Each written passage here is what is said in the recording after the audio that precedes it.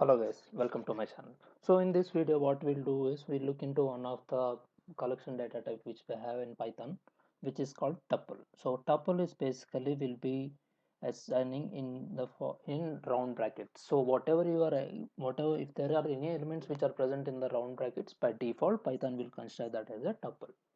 Now let's create one tuple and see find the type of the tuple and all. So this is how we create the tuple. Now let's try to print this tuple. Now let's try to check the type of this tuple which we have built-in method in Python. If you give type of a, it will give it as a tuple.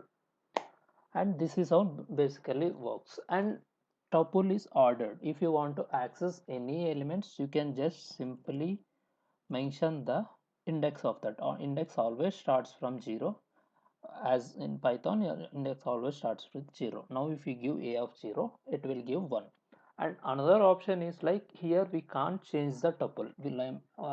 We can't just change the tuple, means we can't update or add elements. Once we create the tuple, you can't add elements to the tuple. That is the one of the main feature which we have in Python tuple. So basically if there is anything which you can't change, we call that as a immutable. Immutable means we can't change.